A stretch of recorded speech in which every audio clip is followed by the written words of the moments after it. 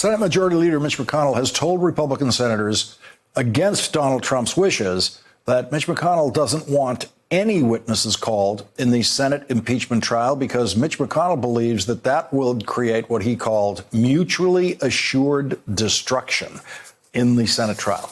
Reports indicate that the McConnell strategy will be to keep the impeachment trial as short as possible. Impeachment was the subject today when Congressman Jim Jordan and Republican staff counsel Steve Castor were invited to a lunch with all of the Republican senators. They presented a version of the defense argument that Steve Castor presented to the Judiciary Committee on Monday, which amounted to 34 seconds of falsehoods. The transcript is complete and accurate. It shows no quid pro quo, no conditionality. That's number one. Number two, there was no pressure. Both Zelensky and Trump have said that repeatedly. President Zelensky said that at the United Nations on September 25th. He said it in subsequent news articles on October 6th and October 10th and December 1st.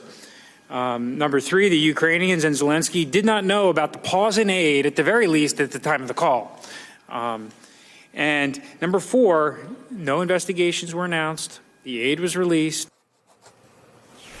Joining us now, Congressman Jim Himes, Democrat of Connecticut. Congressman Himes, I want to go through those 4 points, if you don't mind, one by one. Let's begin with number one. The call record shows that there was no conditionality at all.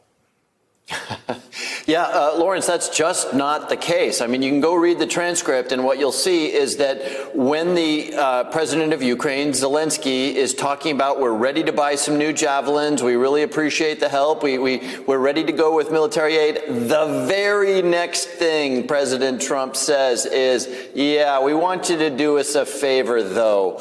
You don't need to be a rocket scientist to see those two things connected. And oh, by the way, the way these things work, it's not like these things are put down into contract, like unless you do this, clause 1, I won't do this for you, clause 2. But, the transcript shows the quid pro quo. Ambassador Sondland says there was a quid pro quo, and every other piece of evidence out there, including everyone in the United States government not understanding why military aid was being held up, demonstrates that there was a quid pro quo there. All right. And number two is there was no pressure on President Zelensky. Well, again, they're building their case on the fact that President Zelensky is saying publicly that he didn't experience pressure. In domestic abuse, quite often the victim of domestic abuse is not willing to say that they are being abused because they are afraid, because they are negotiating for all kinds of reasons. Ukraine needs the United States president, needs United States aid. Had Zelensky come out and said, yes, I felt pressure, you can bet that everything that he needs for his country in the fight against Russia would be in jeopardy. So, again, relying on what Zelensky, who is the victim here, says is not sufficient to say there wasn't pressure here. Of course there was pressure. And then his defense point number three is the Ukrainians and Zelensky did not know about the hold on the aid, the blocking of the aid at the time of that phone call.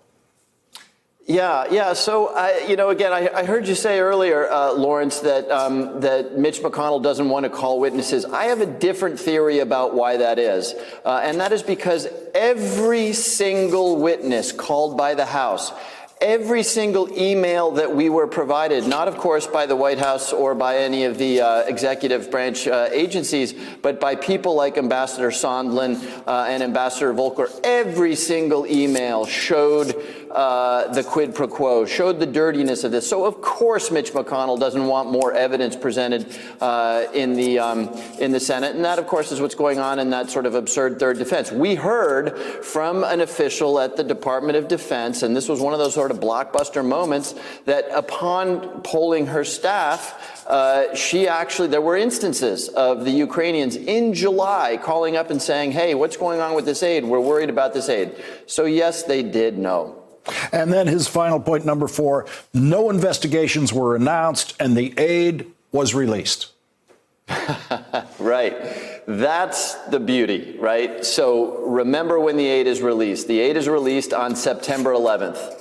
when the White House has known for a full week and a half about, probably more, probably 2 weeks, about the whistleblower complaint, and it is clear that Congress is going to launch an investigation. So yeah, let's give him credit for that. When the bank robber heard the sirens and the police running up the stairs to the bank that was being robbed, the bank robber put down the money. That is not exculpatory. Thanks for checking out our YouTube channel. Subscribe by clicking on the button below for more from The Last Word and the rest of MSNBC.